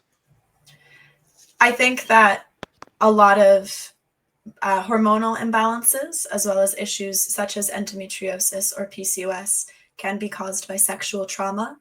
And I think, it is very traumatic to be having sex with a lot of different people, and to be having sex with people who don't respect you, or who don't, aren't good in their own body, aren't good in their own health. And that can, negatively affect you. And this sort of trauma can show up as everything from, back pain to painful periods, um, and lowered confidence, all of that. It definitely can affect your physical health as well. And then, of course, there's always, the outlier of sexually transmitted diseases and infections. Um, and, that's not ideal as well. Hmm. Okay. I guess like you can absorb others' bad energy. Definitely. Yeah, Hmm. I think you can absorb other people's bad energy from a handshake. So definitely having them inside your body, that's an intense experience. Hmm. I agree with you. What do you think about wearing protection? Um, Difficult. I mean, if you're going to be careless with sex, or at least not necessarily careless, but having many different partners, and engaging in hookup culture, it is best for you to wear a condom, because likely you don't want to get pregnant, you don't want to get the diseases. But in my ideal world, there wouldn't be condoms. I think that, condoms are not good to be putting inside your body. They're plastic with synthetic lubrication that is going to be absorbed into your body. The same reason why you wouldn't want to eat lube, why you wouldn't want to eat these chemicals, and instead you're putting them inside of your body. So, no, I don't think it's ideal. I think what's much more ideal is to be having intercourse within a committed and loving relationship, that you also, are able to provide for a child if that should happen. But if that's not what you want to do, then it's probably a better idea to be wearing a condom, if you're not wanting an unwanted pregnancy, or you're not wanting to get an infection if you're having multiple partners. Hmm. I think I have heard people say that diseases are not transmittable. So Mhm, those people, they probably think that you can't get like sex diseases. So what do you mhm. think about that? Have you heard of things like this? Yes, and I definitely am a believer in terrain theory, but I guess it goes back to the mental and spiritual component of it. That, you know, all with terrain theory, it means your terrain has not been compromised if you're eating a primal diet, and you're, not stressed out, because even if you are eating well, but you're experiencing a lot of stress, you can contract diseases. And I think if you're having, sex with a lot of different partners, that I just don't see a way in which that can't be stressful, in which that can't be draining to your energy, and which would compromise your terrain, which would make you susceptible to Hmm. sexually transmitted diseases. That makes sense to me. So I guess like you are getting sick not from like germs or something. It's like Mhm. just the bad energy or stuff like that. Yes, yeah, Hmm. especially, for women, a lot of men are there strictly for one reason. And if you're being very open with them, in the sense you're allowing them into your body, they could have ill intentions for you, or just at least not positive ones. And that definitely is exposing yourself to a lot of bad energy. Hmm. Okay, I see. I want to, let's see. It makes me a little shy to talk about all this. Hmm. Mm, I know you are married, right? No. Oh, you're not. really? No, I'm not. Somebody asked if I was, and I just said yes, Oh, because with a photo of me and milk, like I'm married to the milk, oh, is what I okay, okay. say, because I definitely get a lot of people who are interested and who will message me. And, some people will be very immediately sexual or very immediately like not know me at all and be like, let me take you on a date. And that's not what I'm interested in. So I made one Instagram post as that, more as a Oh, joke. It wasn't serious. nice. I feel like Mhm. I don't know. I didn't. Um, I don't know. I just bought into that. I guess. Yes, I think the majority of people did, because I stopped getting as weird of messages from men after I posted that. Hmm. Um, but no, I'm not. Okay, so I want to ask this. Like, um, sounds like you don't think wearing protection is too good of an idea. Hmm. So, if you are in a relationship, would you just Hmm. like, because like if you have sex, you are probably going to be pregnant, right? So, um, would you just like not have sex until you are ready to have a baby, or what would you do? Um, well, this is where cycle syncing comes into play, because women can't get pregnant every day of their cycle. Um, that's just not how it works. You can only get pregnant during ovulation. The sperm can stay alive inside of you for a period of time, but if you're able to, have knowledge of your natural menstrual cycle, you'll be able to track the times when you can't get pregnant. Aajonus also speaks about, though, he is not a fan of men ejaculating inside of women, because he says that with the ejaculation there's detox. So if a man is constantly ejaculating inside of a woman, there will be a lot of just heavy metals and whatnot that will accumulate inside of her and be negative for her health. So I think that if you want to experiment with that rather than using condoms, I would say good old pull out method and cycle syncing are much more beneficial. But both of these require good communication between partners. And I do believe that before you ever have sex with somebody, you should ask them, like, hey, on the off chance that this does happen, what's going to happen if I get pregnant? So that at least both parties are on the same page. Um, because, some people would want to opt for an abortion, some people would be very against that. And I think that if you're going to have sex with somebody, you should be on a similar page about that. Mm-hmm. Okay. So have you tried those methods yourself? I'm just wondering how effective they are. Hmm. This Yes. is for educational purpose. Yes, for educational purposes. Um, yes, I have. Another thing that I have tried and had success with was wild carrot tincture. And wild carrot tincture, after you take it, if you're able to take it one dropper full every 8 hours, 3 times, so 8 hours and 16 hours and so forth, it works as like a natural spermicide. So it will, like, kind of kill the sperm inside of you. So that's a good alternative, but I haven't been at the point of sexual activity for a little while, so it hasn't been a big area of experimentation for me as of late. Mm. So you mean like you've tried taking something before and Hmm. it was helping? Yes. Mm. Okay. Can you say what's that again? It's called wild carrot, or in some places it's also called Queen Anne's lace.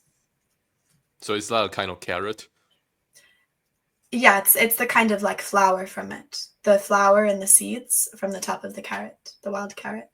and you just like eat it? You can have it in a tea, or what I used was in a tincture. Tincture, what's that? It's like the leaves that have been distilled into alcohol or glycerin. So it's like Mm-hmm. a little dropper. Okay, I see, I Mhm. see. But I guess when you were taking that, you were also doing things like I don't know what you were doing. Maybe like you were also tracking your cycle and stuff. So I guess Not it's really at the time. I was much younger when I got into this, so mm, I didn't really know about cycle syncing or anything like that. mm. So I guess you don't really know how effective that's going to be. Like you haven't I really have tried. read, yeah, I have had read favorable studies about it, where it talks about how effective it is, and it talks about, you know, the different women who have taken it, which is what convinced me to take it. But that those were studies that had been shown of its effectiveness. But in my personal experimentation, I would say it's not been a huge area of personal experimentation. You are talking about like cycle thing, right?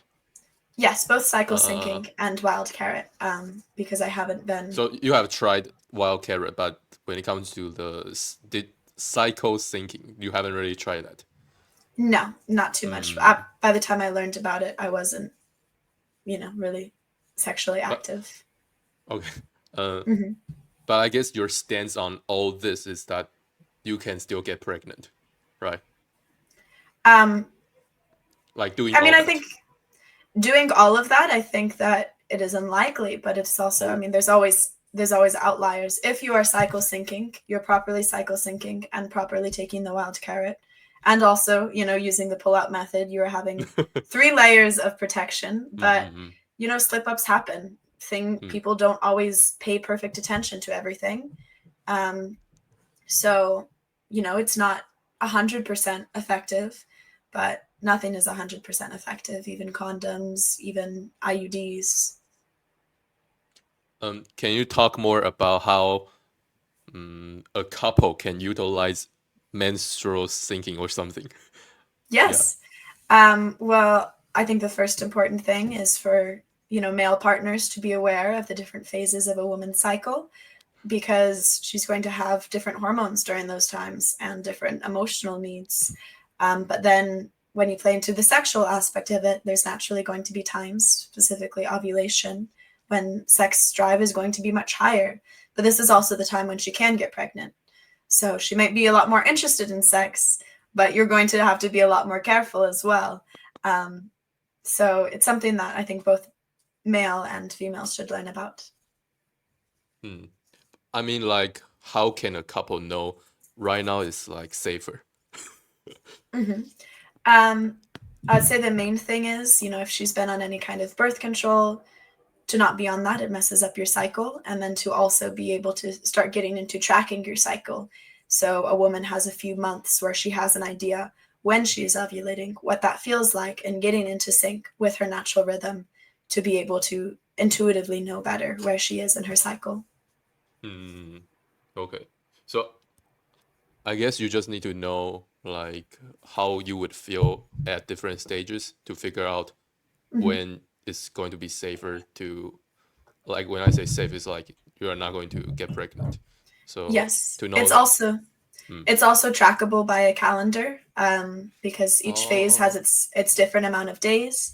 It's also trackable by discharge. Different discharge happens, vaginal discharge during different points of the menstrual cycle.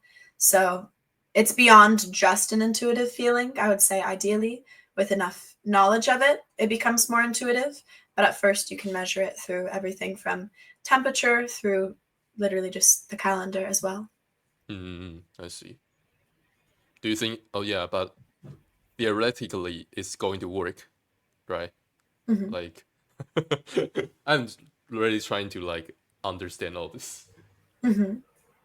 Yeah, but it also depends on if the girl is down, because like maybe Yes. theoretically it's going to work, but maybe the girl just don't want to like be not safe. They don't want Yes. to take the chance. Yes. I'd say it's definitely something you want both parties to be on page with Hmm. and both parties to do, you know, education onto. Um, and that's important. Hmm. But like for you, how much do you trust that? I would trust that like 100% if that was something that, Oh. you know, I was currently doing and currently partaking in. That's what I would personally do. Okay. I wonder I wonder how Mhm. many people will see this part of the conversation. Maybe your DM will be have more people now. Maybe, but yes, not Hopefully, I don't know, but I feel like what we talked about was pretty educational, but yes, very it will cause educational. you trouble. No, it's okay if it, I don't mind too much. It's like, it's not a huge burden onto me. Nice, sounds good. But how is that not a big burden? I feel like there are just so many like disrespectful people online. Yes. I me I get that. I mean, like not in a sexual sense, but I feel like Mhm. just a lot of annoying people. Yeah. Yeah. So I can imagine that for a girl like you, it's definitely going to be crazier. Yeah, and it's just another important thing to remember that not everybody knows what they're talking about. So whether somebody's telling you you're stupid, I've had people tell me that I'm gonna die, that they want me to die, that they think, I'm everything under the sun, all these different slurs and curse words, and it's just like, okay, well, that's one person's opinion, but that's not my opinion, and just move Hmm. on and just don't pay attention to it. Do you get pissed when you see messages like that, or you are like, uh, do you get pissed or you don't get pissed? It doesn't bother me. It doesn't get me angry. Sometimes it makes me a little sad though.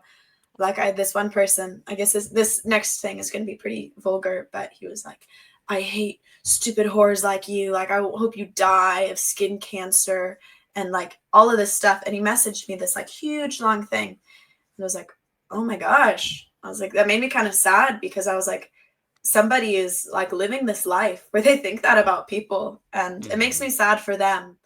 um, and every now and then I have had a few like primal men that I talk to in the community, and we'll be texting and things will be cool, and then all of a sudden they will go and make it sexual, and then it's just kind of like, oh, well, that's disappointing because I want to meet a friend. I don't want to meet somebody who's going to be inappropriate with me like that and be Mm, disrespectful.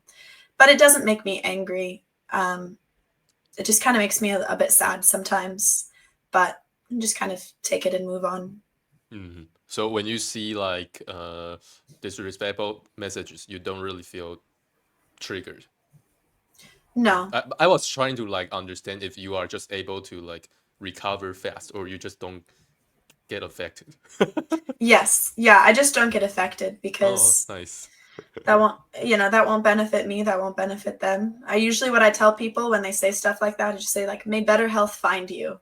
Like may your health be better Oh, one day that you are not saying these weird things. okay. Do you have some tips on being able to be this chill?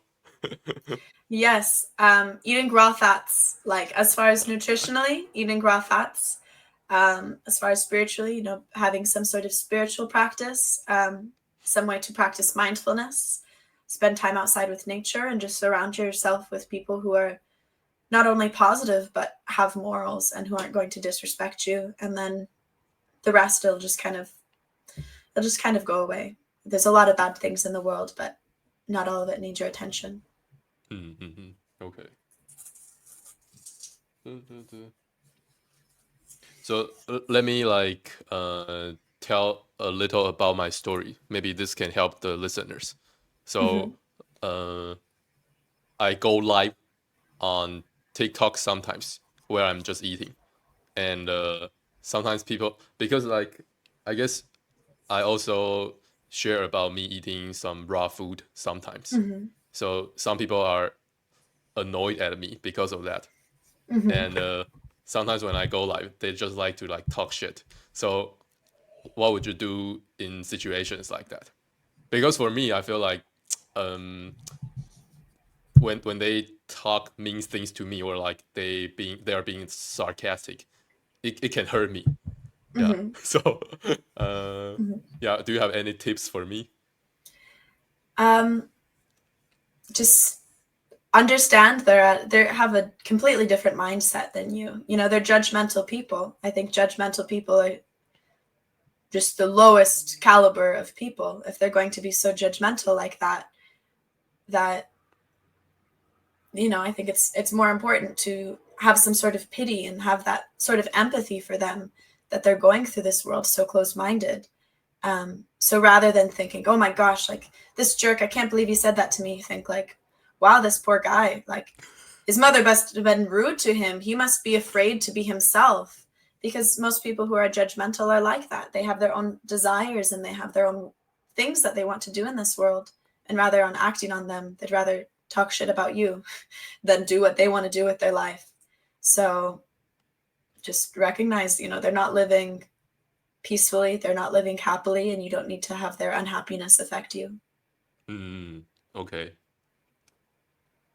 I guess that's like pretty spot on.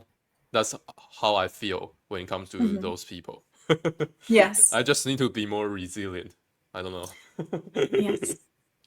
Yeah, I have enjoyed talking to you, but I only do have a bit of time Okay, left, about 10 minutes or so. I see, I see. Mm-hmm. What are you going to do later? I'm giving my friend a ride. My friend Mm. had come out to see me today, and I'm going to give him a ride to the bus stop so he'll be able to get back home. Ah, okay. So Hmm. like your friends with you here, like Yes, in this I'm in house. my bedroom right now, and he's in the kitten's room in the living room. Hmm. Um, and yeah, he was coming over today. I'm supposed to be going out of town, and I was just giving him the wherewithals of how to house sit for all of these kittens. Okay. Yeah. Thank you for letting me know that. So I can like, Hmm. let's see. Let me choose some more important questions. Hmm.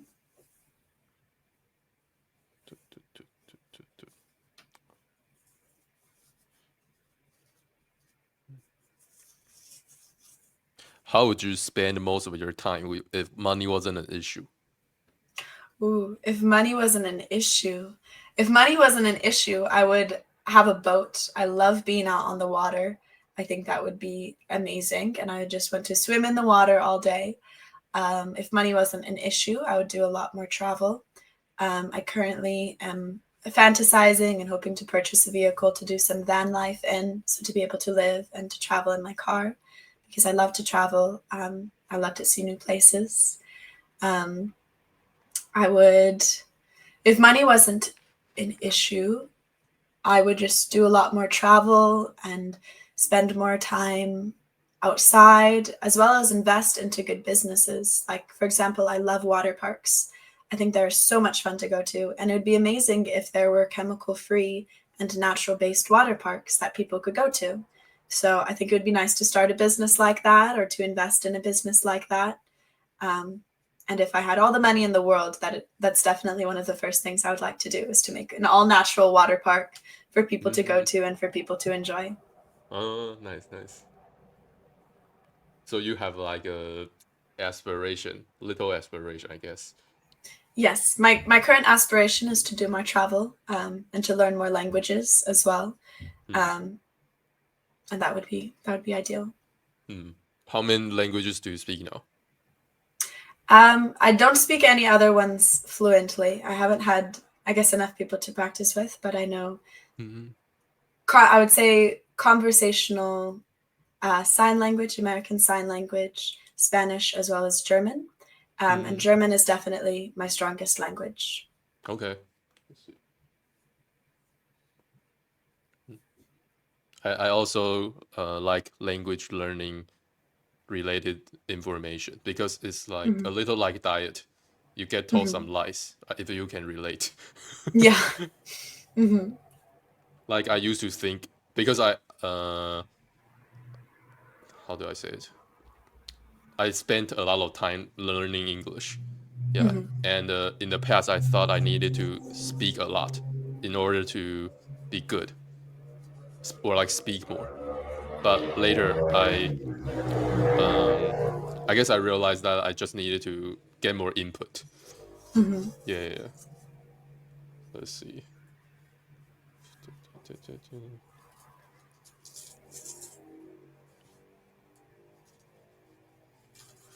So are you only on Instagram? I'm on TikTok as well. Oh, okay. Yes. Have you got your videos taken down before for eating raw meat? Yes. Not for eating raw meat. On TikTok, I made a video where I said sunlight does not cause cancer, and they removed that for propaganda. I still believe sunlight does not cause cancer, but according to the TikTok gods, it does. And that was the only video that I had that ever got flagged or taken down on Hmm. both Instagram and TikTok. Oh, so the same video was also taken down on Instagram. No, nothing's been taken down on Instagram. I've Ah, had no problems on Instagram. I see. Okay. Hmm. My TikTok was banned for like Oh, raw meat content at 11K. bummer. Oh, Let's see. So like, did you start to make content recently? yes, I started Uh, on June 1st. oh, really? Just Hmm. last month? Yes. Oh, okay. Did before that, did you already know how to like make videos, or you have been learning? I've been learning. It's something that I did a lot as a child. In fact, actually, I have many videos just that I had taken like on my family's camera. And I go into the video and be like, hey guys, what's up? Welcome to my video. Oh. Like today we're going to do whatever. I never posted those online, but I always felt very comfortable talking in front of the camera and doing that sort of stuff. But actually, before having this social media account, I had a flip phone. I was very much like, I don't want to have a smartphone. I had a flip phone that kept breaking. And then for a few months, I didn't have any phone. So I haven't been super technologically inclined, but I think I've always just kind of had a natural knack for it ever since I was young. And since June 1st, I've been posting at least once a day and just, keep on pumping out Hmm. content. Okay. What are your goals when it comes to content creation and just in general? The first goal is to have fun. The second goal is to spread information, hopefully, information that will help improve other people's mental and physical health and, help with their spiritual development as well. But then, kind of, I guess, more of an earthly goal would be to be able to make monetary value from it, to be able to get money from it, and to be able to get, I guess, that sort of physical reward for the work that I put in. But ultimately, it still is a very rewarding thing to me, even though I haven't made any money from it. It's still something I really enjoy doing. Hmm. Okay. Have you thought about how you're gonna monetize? Yes. Yeah, I know that you can do it with doing different ads. I've done some collaborations with different businesses, but none of them have been paid collaborations. It's just, companies that I like and that I think have a Hmm. good message. So, getting to a point where companies do want to pay me for making videos. And also, I think it would be good to maybe one day be able to offer one-on-one coaching to be able to help people who want to go on the primal diet, because I do have a good knowledge already of herbalism and of massage therapy and of understanding the body and a good knowledge of the primal diet as well. So to be able to offer that is something I would one day like to be able to do, because I love talking to people, I love helping people, and I love spreading information. Hmm. Okay. Mhm. Oh, feel free to let me know if you need to go.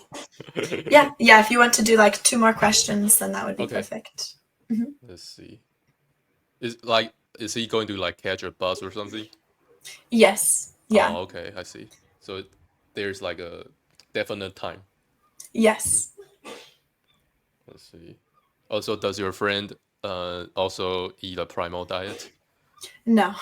Ah. No. He has been a friend since I was 5 years old, and he eats, it's his standard American diet. Okay. Hmm. What do you think about that? It's not optimal, but he grew up, I think, having sort of a healthy diet. His mother's an immigrant from Japan, so he ate like a lot of traditional Japanese food, and that was good. But nowadays, like when I went to pick him up from the bus stop, he was eating some like Dippin' Dots, which have high fructose corn syrup, have food dyes in them. Um, so he says he wants to eat healthier, and I believe that he one day can, but is not presently there. Okay. Um,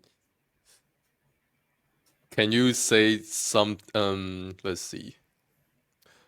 In your opinion, what are some things most people don't think much of, but in that are pretty sketchy? I would say most things. I think most people don't think about anything they do. They don't think about who they hang out with. They don't think about what music they're listening to. They don't think about what shows they're watching. They don't think about what they're eating. They don't think about the fact they're eating factory farmed meat that has canola oil in it that they're heating up in the microwave. They don't think about any of that stuff. I think that there's a huge lack of mindfulness, and this leads to a huge lack of intuition. I think if people are more mindful about things, they will have a better intuition as to what is naturally right and good for your body. Because I think there are some standard principles, what is good for your body, limiting technology, spending time outside, eating an animal-based diet. I think those are some baseline, but everybody's body requires different things as well. So I think that's something people ignore very much, pretty much any and every action they do. I think the average person does not pay enough attention to. Okay. Where can people find you? So I am available on Instagram as well as TikTok at unheated Honig. So that's unheated, just the normal word. Second part is German for honey, and that's Honig. Okay, so we get the reason why you have that name. Yes. The reason why is because I love honey. I very much love honey. And my mother is German. So, I grew up with, aspects of that culture and being that as well. And originally I did try unheated honey. I was like, oh, unheated honey.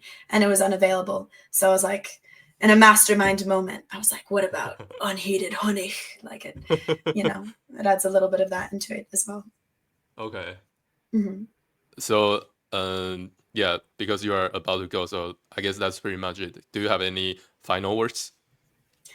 Because my final words is to take care of yourself, to take care of those around you, and to eat primal, keep learning, and enjoy life. Okay. So I want to tell the listeners, I actually have more questions to ask her, but she needs to go. So I guess let's leave an L in the comments for her friend. Yes. And I'm just kidding. Yeah, that's pretty much it. So thank you, Ella, for doing this with me. Hope you Yes. have a good rest of your day. Yes. And I'd love to meet back with you another time if you want to have more questions answered. It was very fun Okay, to meet with you and talk with you. sounds good. Mhm. I'm gonna end recording. Bye bye, guys.